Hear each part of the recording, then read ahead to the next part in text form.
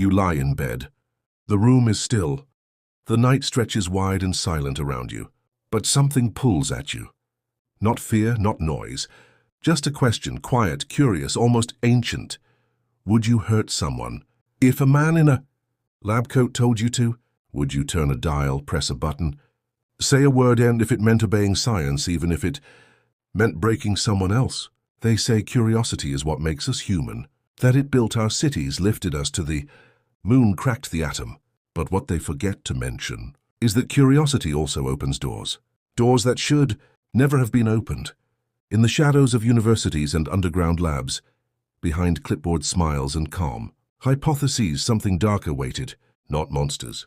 Not machines, us. In the last century, the field of psychology surged with excitement. The human mind, once mystery, now a map.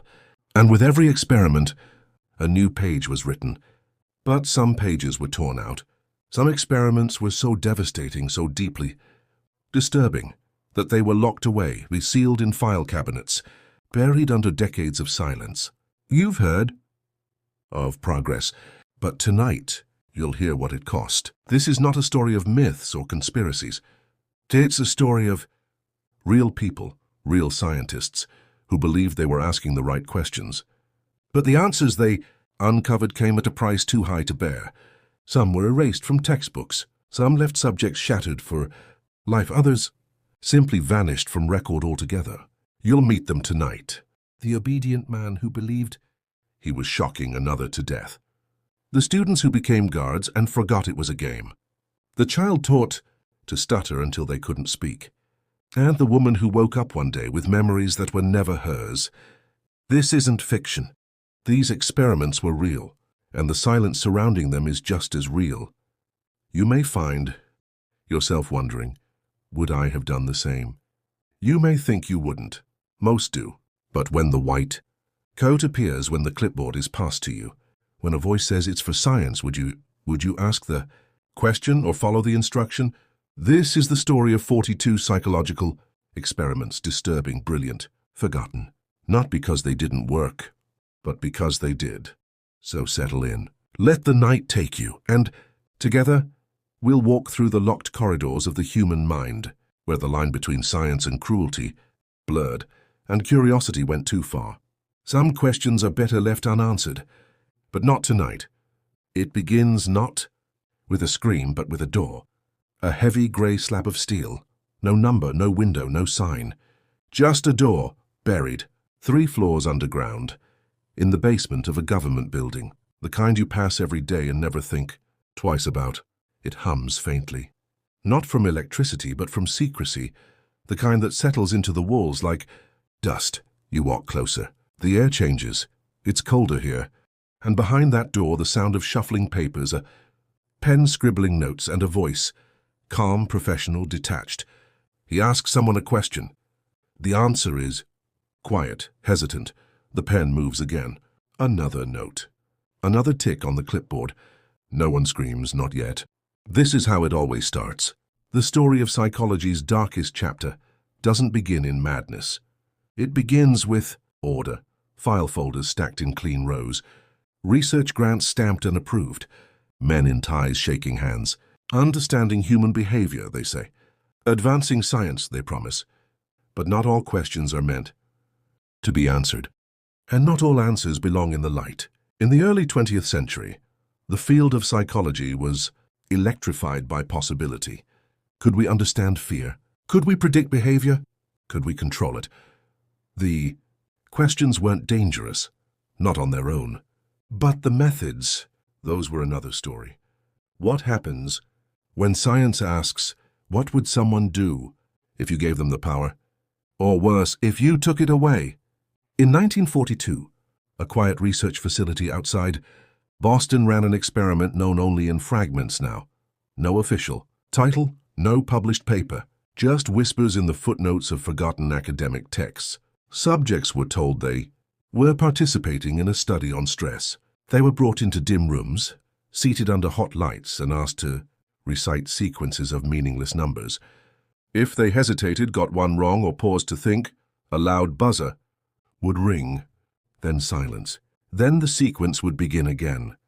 But the real study wasn't on stress, it was on obedience, on frustration, on what happens when the human mind is stripped of meaning and filled with noise. Some participants cried, others laughed. One began speaking in a language no one could identify. The data was marked as inconclusive. The test was never repeated. The building was demolished in 1951. But behind the demolition report scribbled in pencil were 3 chilling words. Subjects did not recover. There's something terrifying about the calm of these early experiments. They weren't bloody. They weren't loud. They were silent. Manipulations, quiet clinical invasions into the psyche. And perhaps that's what makes them worse. Because they happened in places that looked like schools, libraries, hospitals. And they were run by men who smiled politely, shook your hand and thanked you for your time. Not monsters. Just researchers. Just curious, but curiosity, when unchecked, becomes hunger. And hunger left to grow in the dark will feed on anything. One of the earliest psychologists to raise alarm about this was Dr. Anna Kessler, a German immigrant who fled the rise of fascism and landed at an Ivy League university. She witnessed a number of routine studies where participants were placed in isolation rooms for up to 72 hours, monitored through one-way glass. When she asked what the purpose was, her colleague reportedly replied, "We want to know how quickly the mind begins to hallucinate when stripped of time and noise."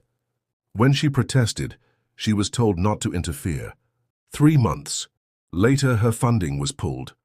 She died in relative obscurity, but left behind journals describing what she called the First Silent War, a war on the mind. And it wasn't just America. Across the globe, institutions in the UK, the USSR, Canada, and post-war Germany all began racing to study control.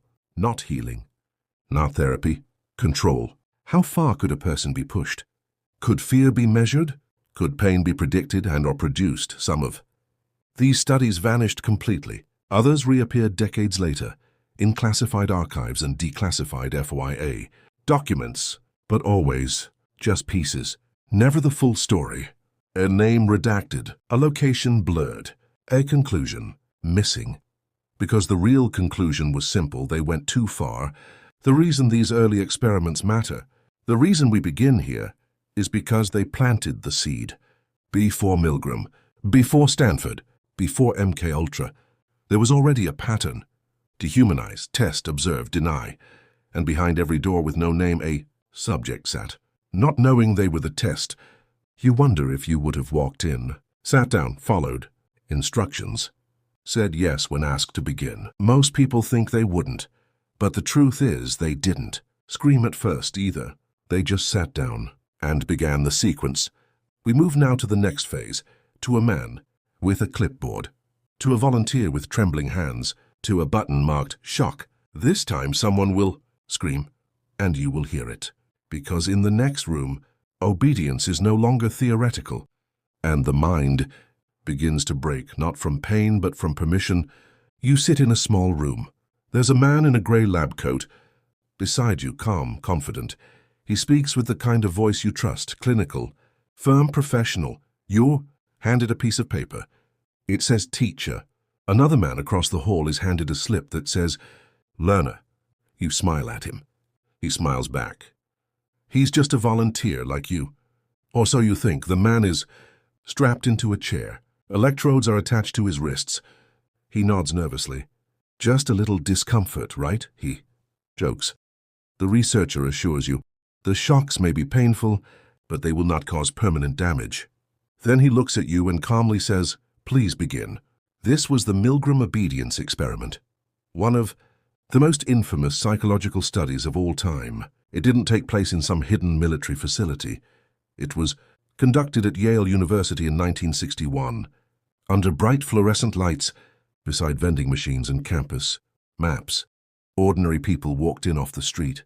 Secretaries, barbers, delivery drivers, retirees. They came for $5 and a cup of coffee. They left with something much heavier. The goal of the experiment was simple. On paper, Stanley Milgram, a social psychologist, wanted to understand how ordinary people respond to authority. Could a person be convinced to harm another if they believed it was required? The rules were chillingly simple. The teacher, you, reads word pairs aloud. The learner, the man strapped to the chair, tries to remember them.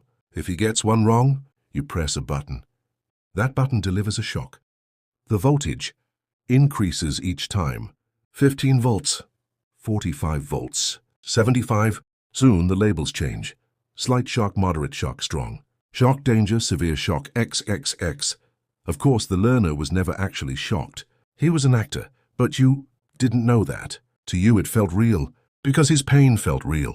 At 120 volts he begins to groan. At 150 he begs to be released. At 180 he screams, I can't take it anymore. At 300 he pounds the wall. At 330 silence. You turn to the researcher, horrified. You ask, should I continue? And he simply says, the experiment requires that you continue. Over 65% of participants went all the way to the highest voltage, 450 volts, even when the learner fell silent, even when they feared they had killed him. Even while shaking, sweating, crying, they continued, because a man in a lab coat told them to. The results shook the world. Milgram's study wasn't just controversial, it was horrifying. It revealed something about human nature that many refused to believe, that obedience to authority could override morality, that the line between cruelty and compliance is razor thin and disturbingly flexible. You didn't have to be evil. You just had to be instructed. But here's the part they don't always tell you. Many participants showed extreme distress. Some pulled at their hair.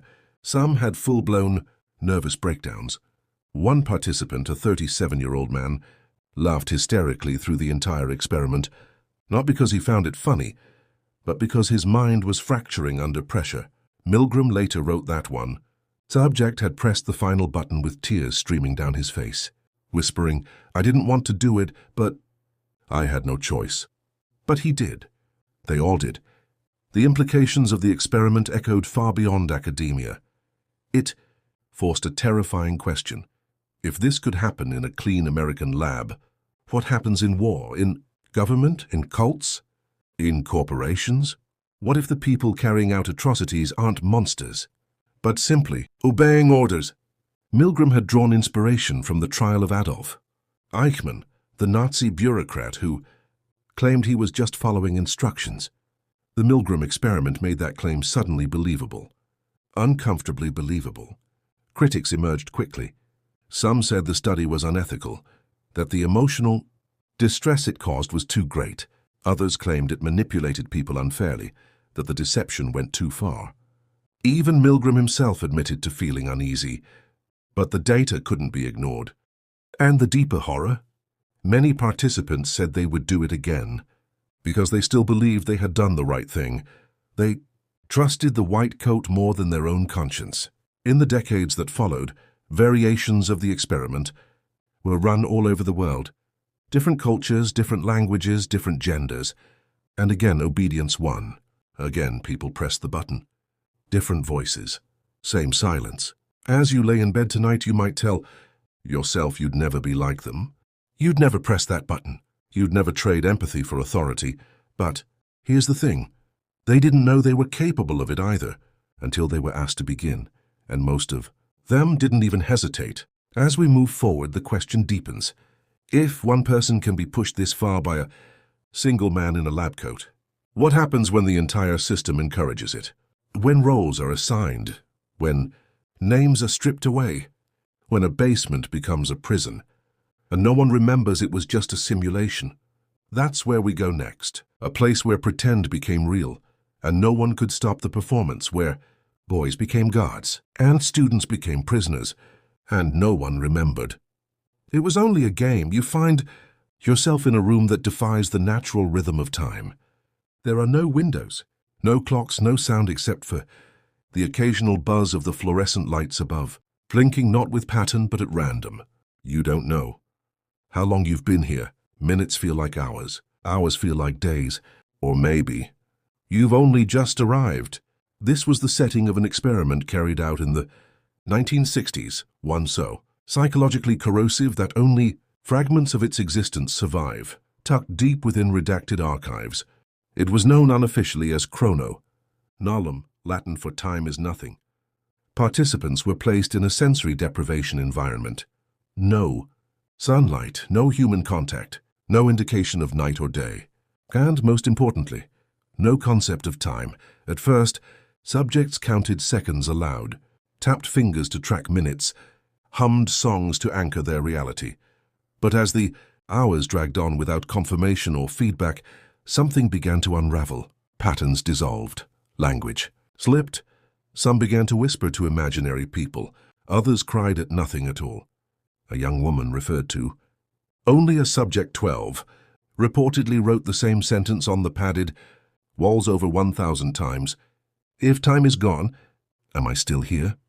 By day 4, or what was believed to be day 4, most participants could no longer estimate how long they'd been inside.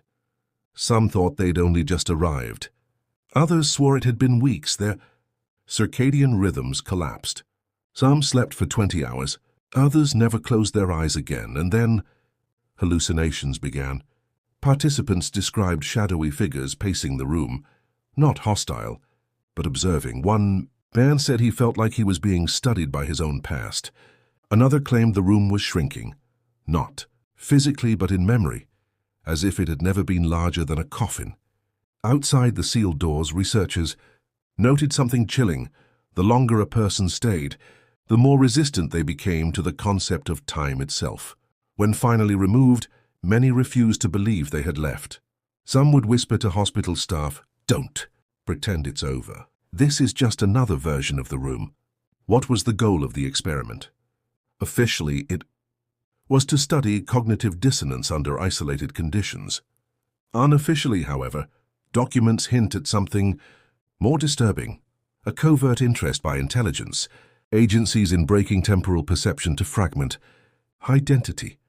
Because once time is unmoored, so is memory. And once memory dissolves, obedience is easier to shape.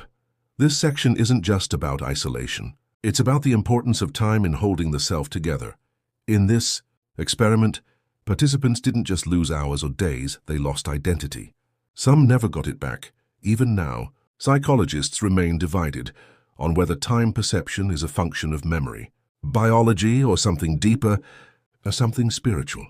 Because when you strip a person of time, you don't just create confusion, you create existential terror. And so this room, without clocks, without windows, without any tick to anchor reality, became a mirror of the mind itself, untethered, dark, unknowable. You leave this room with more questions than answers. Was the experiment a failure? Or was the collapse of identity the very proof they were seeking? And in the quiet between that thought and the next, we move forward to an experiment that dared to reshape not just the mind, but the very definition of obedience. They called it operant reflex stimulation. But to the handful of scientists behind it, most of whom remain unnamed, it was referred to by a more visceral title, the puppet switch. In 1973, beneath a military hospital in Eastern Europe, a series of covert neurological experiments were conducted on individuals labeled as behavioral dissidents. These were not criminals in the legal sense, but rather citizens whose minds refused to conform. Writers, thinkers, even university students. Their crime? Unpredictability. The hypothesis was simple. If thoughts are electrical signals, and behavior is the result of those signals, then in theory, a system could be installed to override a human being's will. Not through persuasion, not through coercion, but through direct neurological insertion. In early stages, test subjects were anesthetized and surgically fitted with a thin array of electrodes along their spinal cord, targeting the dorsal horn, which relays information between the brain and body. The system was connected to a remote-operated interface. The goal to determine if basic movement, behavior, even emotional response could be externally manipulated. What happened next reads less like science and more like a horror script. In Trial 002, a 26-year-old male was placed in a small room with a red button. Researchers instructed him to press the button each time a light flashed. He refused, citing moral reasons, and the button, he'd been told, administered electric shocks to a lab animal in the next room. After 5 refusals, his body suddenly jerked forward, and his hand pressed the button. He looked down at his own fingers, trembling.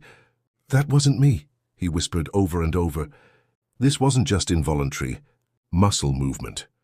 Follow-up sessions revealed something darker. The stimulation could trigger obedient behavior while bypassing conscious resistance. Test subjects began apologizing for actions they had no control. Hover. One woman wept after being forced to slap her own child during a response conditioning trial. She begged for prison, anything but the return to the lab. Some of the subjects had their vocal cords stimulated to say phrases not of their own choosing. Others were guided to stand, salute, or sit, even against their will. These weren't suggestions. They were overrights. Internal logs revealed the researchers' growing detachment. Subject 7 is stable, one entry reads. Motor reflex compliance at 92%. Resistance minimal. Language override. Promising. What they were building, but slowly, deliberately, was obedience without belief. One unnamed technician eventually fled the project and leaked portions of the internal recordings. In one such tape, a subject can be heard screaming, "It's not my hand, it's not my hand," as she is made to sign a confession under neural stimulation. What became of the experiment? Officially, it was shut down in 1974 due to complications of spinal infection. Unofficially, reports suggest that over 24 subjects were never returned to their families. Their records were sealed. Some even had their names erased entirely from civil registries, as if they'd never existed. Perhaps most terrifying was the final objective listed in the surviving project. Notes, end goal create. An obedient individual without the presence of internal agreement. A perfect citizen, no need for belief, only function. If successful, this wouldn't just rewrite human freedom. It would render the concept of freedom obsolete. In later years, psychologists would debate whether this experiment ever truly happened. Some say it's a Cold War myth. Others claim fragments of the technology survive. Today in more refined forms, including control devices, shock therapies, even so-called compliance training programs. But those who've seen the original surgical diagrams know one thing. This wasn't about controlling people through fear. It was about removing the possibility of disobedience by rewiring the very choice itself. So next time your body does something your mind doesn't fully agree with, ask yourself who's really in control. They called it the dream loop paradox, but those who lived through it, the few who could still speak, had another name. The sleep that eats you alive. In the early 1980s, a group of sleep researchers in Switzerland, funded quietly through NATO's shadow projects, began exploring what they believed to be a revolutionary concept, the manipulation of reality through synthetic dreams, not just influencing what people saw in sleep, but altering who they became when they woke. The experiment began innocently, with simple lucid dreaming induction, using sound cues and mild hypnosis. But as their research progressed, they moved towards something more. Aggressive, looped dream, patterns delivered via audio, pulses and sub-threshold binaural frequencies. Subjects would sleep for 30 minutes, but experience the sensation of days inside their dreams.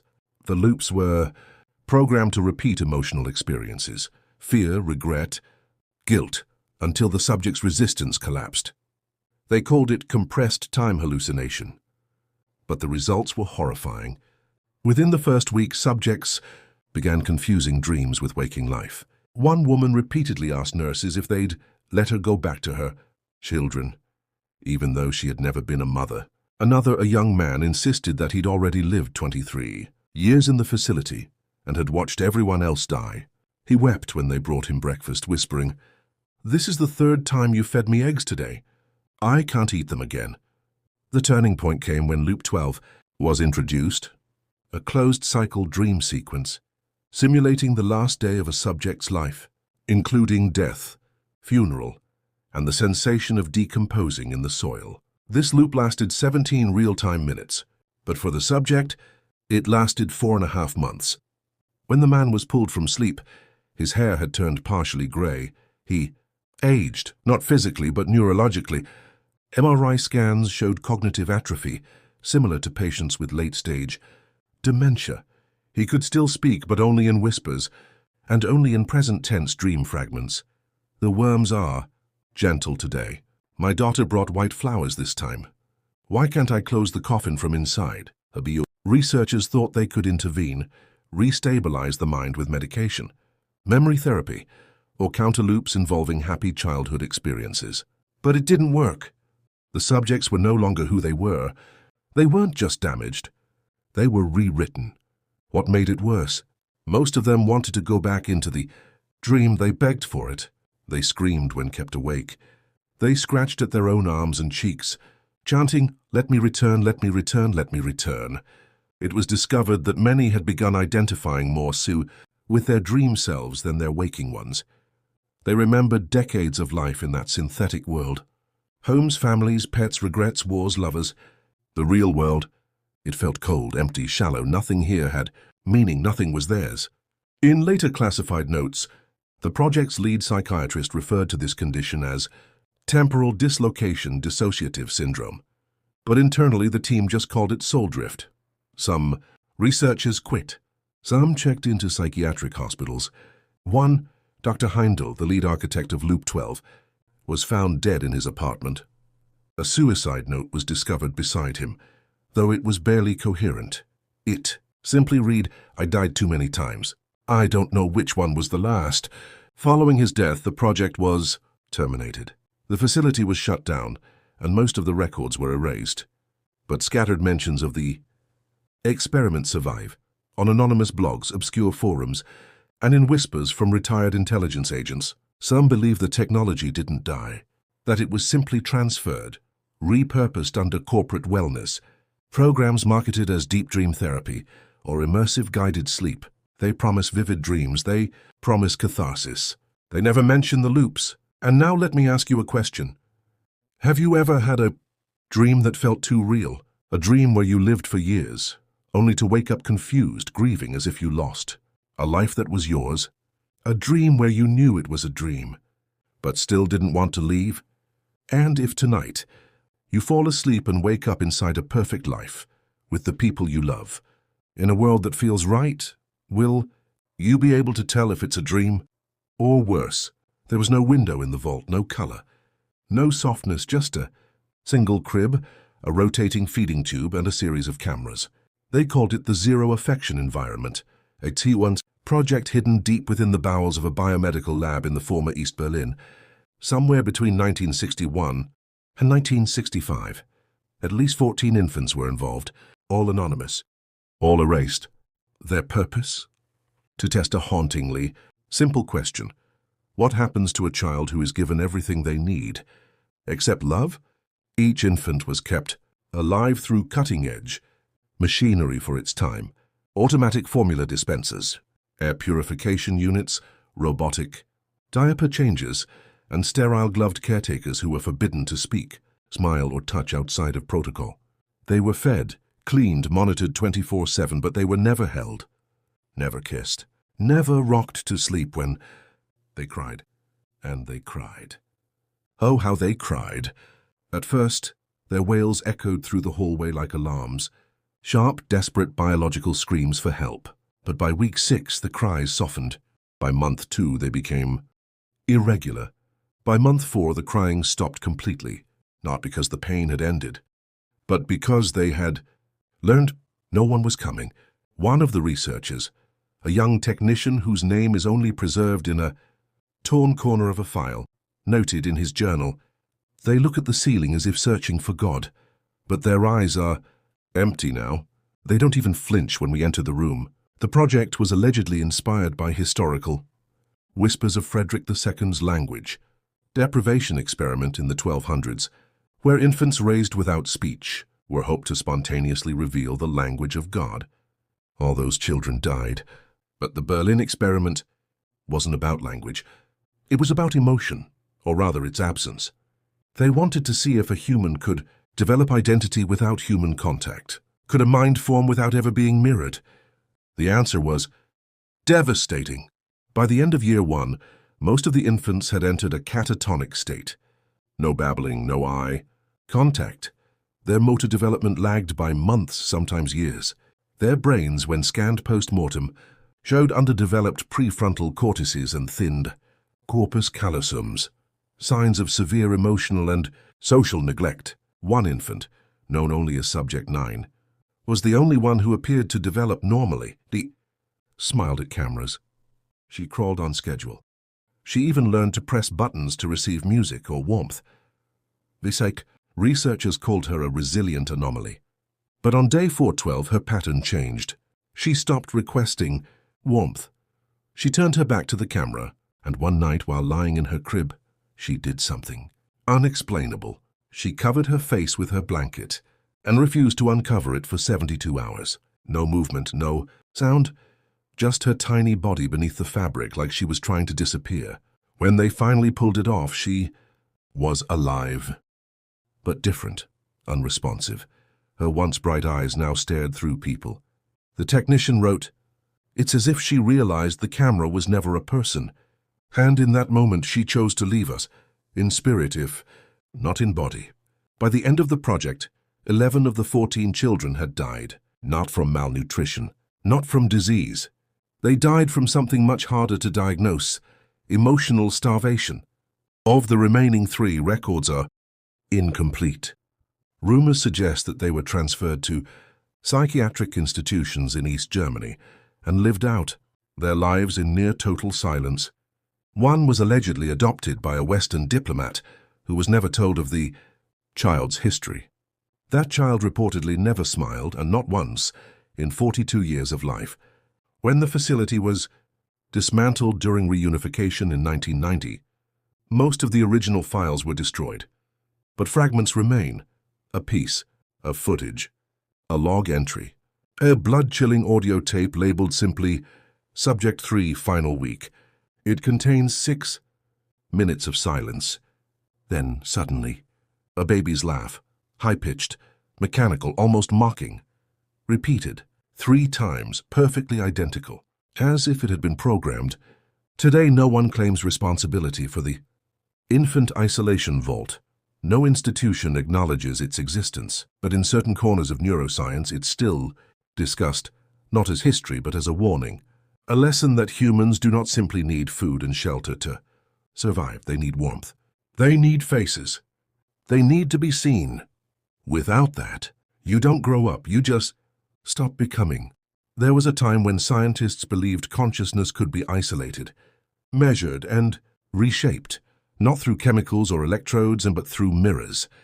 This was the principle behind the animal mirror rooms, a highly classified series of behavioral experiments conducted in 1973 under the auspices of a South American intelligence-backed research lab known only in fragments as Project Perspectra. The goal? To test the boundaries of self-recognition and to weaponize its collapse.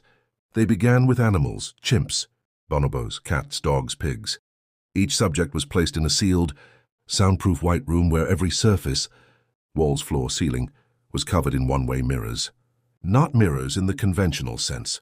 These were hyper-reflective observation lenses, carefully treated to reflect the subject's image while allowing researchers to view from behind. The animal would walk in, often confused, hesitant. Then it would see itself everywhere, above, below, behind. At first, reactions were predictable. The chimps screamed or tried to groom their reflections. The pigs avoided eye contact. The cats puffed up, hissed, then sulked into corners. But after 72 hours, something began to change. Their movement slowed. They stared longer. They began showing signs of disassociation, a term rarely used in veterinary literature, yet unmistakable here. Some animals, particularly bonobos and macaques, began mimicking their reflections, not just reacting to them. One chimp named Olo stared at his mirror for 11 hours straight, without blinking, eating or sleeping. When handlers finally removed him, he bit through his own tongue and was found curled into a ball, eyes still twitching side to side as if the mirrors were still around him. But the most disturbing results came not from primates, but from canines, dogs. Researchers noted were the least capable of understanding their reflection as themselves. But that didn't stop the mirrors from affecting them. In fact, the lack of recognition made it worse. One case involved a German shepherd named Sable. She was calm, obedient, the perfect control subject. But on day 3 inside the mirror room, she began barking at specific reflections in the ceiling, reflections that didn't appear to move, didn't seem responsive. By day 5, she refused to sleep and began growling at her own tail. By day 6, she started biting it. On day 7, she ripped it off entirely and laid it neatly in front of one particular mirror, as if offering it to the dog staring back. The researchers were stunned, not just by the behavior, but by the surgical precision of the self-mutilation. She hadn't thrashed or torn. She had acted with eerie calm like she'd been instructed. They euthanized Sable soon after. The internal report listed the cause as psychological collapse induced by reflective distortion. But one line, handwritten in the margin, said something else.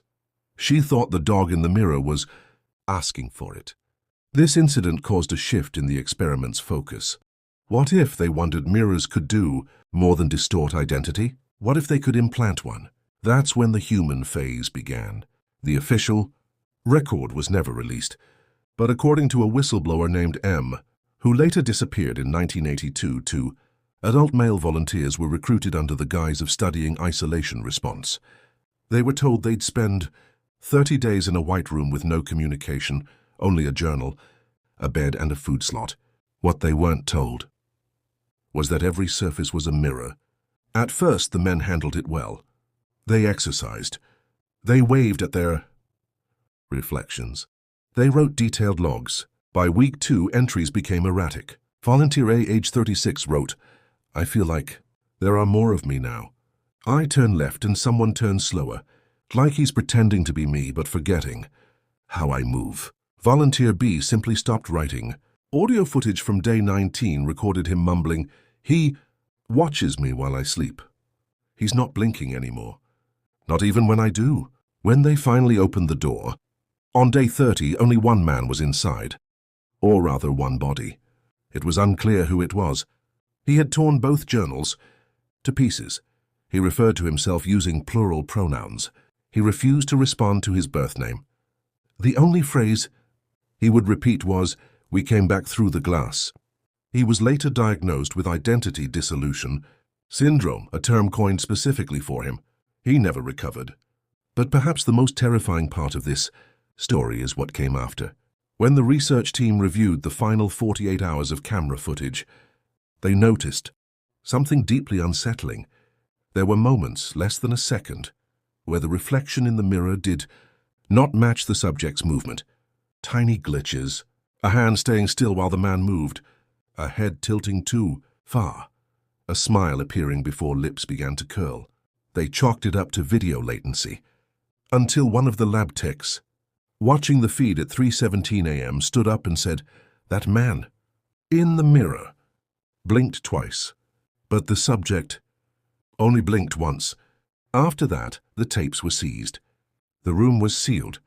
The experiment never repeated, but whispers remained about a mirror room buried beneath a psychiatric hospital in southern Argentina, about a janitor who saw 2 people walk into the sealed chamber and 3 reflections come out, about a mirror with fingerprints on the inside, ones that didn't match anyone in the lab, and perhaps most chilling of all, a buta box discovered in a shuttered wing of the facility. Inside it was a shattered fragment of a mirror with a single phrase etched in reverse across the surface, "I never left." To this day, no university or government acknowledges Project Perspectra. No funding records exist, but in some fringe circles of psychological warfare theory, it's still cited as the most terrifying proof of a concept, that to destroy a person, you don't need pain. You just need enough mirrors and enough time until they forget which version of themselves was ever real. You sit alone in a quiet room, the kind that swallows every sound. The lights are dim and there's a mirror in front of you, nothing else.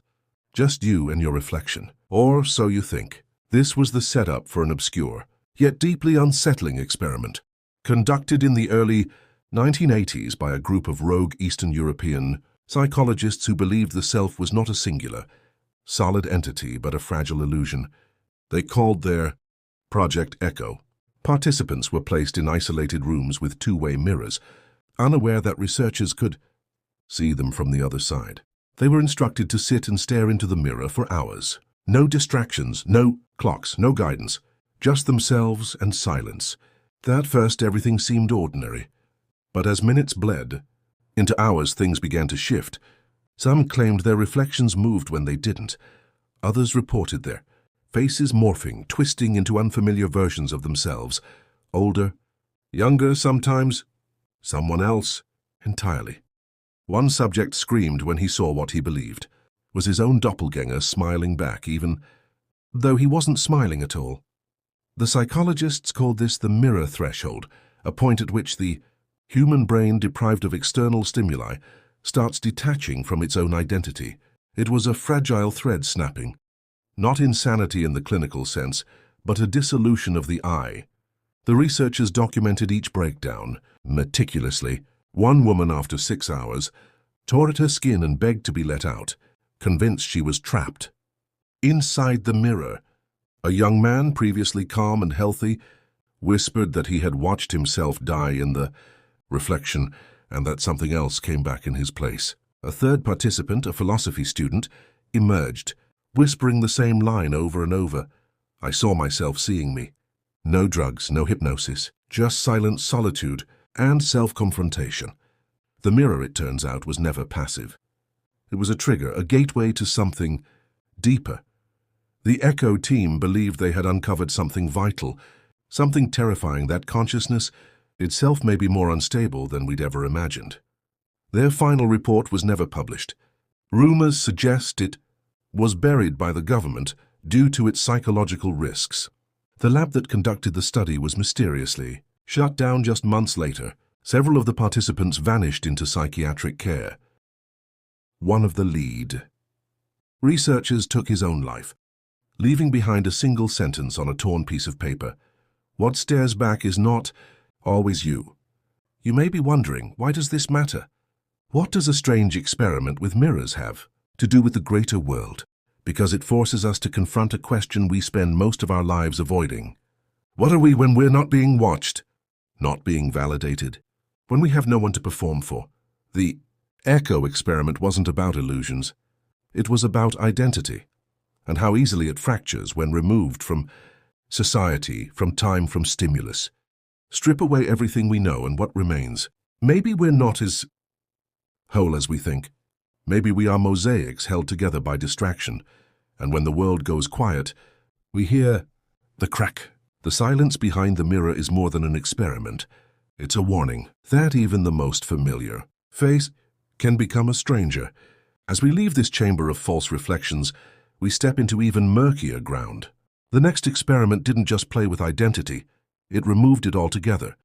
That was the question behind Project Abaddon, a now classified psychological operation, quietly conducted in the late 1960s under the veil of Cold War paranoia.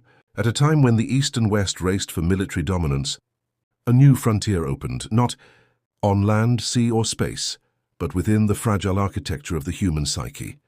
The goal: to create a clean slate, a human mind wiped of identity, history, memory, and fear, a person who could be rebuilt from scratch, with no past loyalties, no internal resistance, pure compliance, a programmable ghost. And to the horror of those who knew of it, they got closer than anyone imagined. The subjects were not volunteers. They were prisoners, runaways, untraceables, people who wouldn't be missed. They were brought to a remote facility in northern Canada, buried beneath layers of secrecy and snow. Inside the concrete halls, the erasure began. Step 1. Sensory deprivation. Subjects were submerged in pitch-black tanks, suspended in silence and weightlessness for days at a time. No light, no sound, no sense of self. Step 2. Linguistic dissolution. Over weeks, participants were bombarded with distorted audio loops, mantras, designed to scramble their language centers. Phrases like, "You are no one," Nothing came before this. Forget your name. Many forgot how to speak. A few forgot how to cry. Step 3. Emotional nullification. Using a cocktail of experimental drugs, the researchers shut down the amygdala, the part of the brain responsible for emotional memory. One doctor described watching a subject forget the grief of their mother's death as if it had never happened. A clean deletion. By the end of the 4th month, the test subjects weren't people anymore. They were hollow vessels, vacant-eyed, compliant, and quiet. They didn't respond to their names. They didn't know what year it was. Some couldn't even recognize themselves in the mirror. The scientists believed they had succeeded, until subject number 13, an 18-year-old woman, referred to only as E, broke protocol. She had been particularly resistant to earlier stages of the experiment. Her erasure took longer. She refused to forget her name. At night she hummed lullabies even when she no longer remembered the words. But one evening a researcher noticed something strange. A had drawn a symbol on the wall with her own blood, a spiraled circle. Over and over. Hundreds of them. When asked why, she only said, "To remember I was." Within 72 hours she was gone. No alarms. No guard saw her leave. Her door was locked from the outside. Security footage was mysteriously corrupted. It was as if she had disappeared into thin air. 2 days later, a high-ranking official overseeing the program was found dead in his apartment. His walls covered in spirals drawn in black ink. That night, Project Abaddon was terminated. Files were shredded, hard drives destroyed, survivors sworn to silence. The remaining subjects, if any survived, were either reprogrammed or erased in a different way. To this day, no one knows who E really was, or how she escaped, but whispers of her spread in underground forums dedicated to psychological black sites. She became a myth, a symbol. Some call her the ghost of the clean slate. Others believe she never escaped at all. That, perhaps what left that facility in her place wasn't human anymore. Because when you remove the essence of identity, of memory, of morality, what fills that void? Does something darker take root in the absence of the self? Project Abaddon teaches us that identity isn't a shield, it's a cage, and when the bars are broken, something still walks free, something without a past, something without fear, something that remembers only the silence. This wasn't just science, it was obliteration disguised as research. And though the records are gone, the survivors of that program are likely still out there, walking among us, quiet, forgotten, unseen, and maybe one of them is still drawing spirals in notebooks, waiting to remember a name that was stolen long ago. So next time you feel like you're forgetting something important, something about yourself, ask, was it really your memory that failed? Or was it taken? In 1992, in the outskirts of a forgotten village near the Carpathian Mountains, a 7-year-old boy named Lucas began to speak in tongues that no one recognized. At first it was dismissed as childhood imagination. He spoke only at night, in trance-like murmurs reciting long sequences of numbers, symbols, and broken Latin. His mother recorded these utterances, hoping to show a doctor. But what she captured was something else entirely. The tapes, crackling, warbling, almost electrical in tone, contained phrases no child should know. The gates will split when the 6th bell breaks. I saw the man with no skin speak to the watchers. They erased the mirrors because truth hid behind them. When the recordings reached a linguist at the University of Prague, he was baffled. The structure resembled Enochian, the so-called language of the angels, a mystical script from the 16th century. Yet Lucas had never heard of it, had never left his village, had never even gone to school. Then the drawings began. In charcoal and ash, Lucas filled notebook after notebook with detailed illustrations of machines that did not exist, mechanisms of unknown purpose that spiraled, geometry that defied traditional logic. One image was repeated over 50 times, a vast black door suspended above an ocean with hundreds of eyes looking down from the sky. The villagers started whispering. They said Lucas wasn't a child, that he had come back, that he remembered things no one should remember. When asked where he learned these things, Lucas would only say, "From before. Before I was here, Before I was me, by the time government officials arrived, his parents had vanished. No bodies were found. Just the boy, calm, sitting in the middle of the house, drawing a perfect circle on the floor with salt. He didn't resist. He simply looked at the agents and asked, "Are you the ones who forgot?" Lucas was taken to a private facility in Vienna, under the pretense of psychological observation, but according to leaked documents he was kept in total isolation. Yet somehow he continued drawing. His room had no materials, but new symbols appeared on the walls, scratched into the paint with fingernails, bits of teeth, or blood. One morning, Lucas was found in a catatonic state, repeating a single phrase. "The recursion is ending. You are the echo. I am the first voice." Every time a doctor asked him who he was, he gave a different answer. "I am the dreamer. I am the witness. I am the one they made and then abandoned. And once, I remember being all of you." That was the final entry in his file. 2 days later, the facility caught fire. No cause was determined. The surveillance footage from the night before was corrupted beyond repair. All personnel escaped. All but Lucas. No body was recovered. But here's the strange part. 2 weeks after the fire, 3 separate children in different countries, one in Argentina, one in South Korea, and one in South Africa, began speaking the same language, the same phrases, the same symbols. They drew the same black door with eyes above the sea, and they all independently referred to themselves as Lucas. Psychologists called it mass hysteria. Conspiracy theorists called it mental contagion. But the ones who had worked on Lucas's case believed something far darker. That the boy had never been a boy. That he was a vessel, something created to contain knowledge that no human was supposed to hold, that whatever was buried in Lucas had been waiting to be released. Not into the world, but into the collective mind of humanity, a kind of idea virus, a memory from a previous cycle of existence, a warning, because hidden within Lucas's ramblings was a countdown, a date, a time. Mathematicians finally decoded the reference. October 13th, 2029, 6:06:06 p.m. GMT. What would happen on that day? No one knows. But the final words, from Lucas's last known interview, still haunt those who heard it. "I was made in the gap between forgetting and remembering. You were all there before, but you wanted to sleep. I am the wake-up call. The end isn't coming. It already came. You just haven't remembered it yet." We spend our lives believing that history moves forward, that the past is behind us and the future ahead. But what if that's wrong? What if the past is not behind us, but below us, buried in forgotten memories, erased experiments, sealed vaults, and children who speak in dead tongues? What if we are not the first civilization to walk this earth with eyes open? What if, in some distant time, before language and memory, there were others, people who reached too far, learned too much, and broke reality itself? And what if their punishment was to be reborn as us, with no memory, no power, no understanding, just dreams and nightmares leaking through the cracks? You are not just hearing a story, you still are remembering.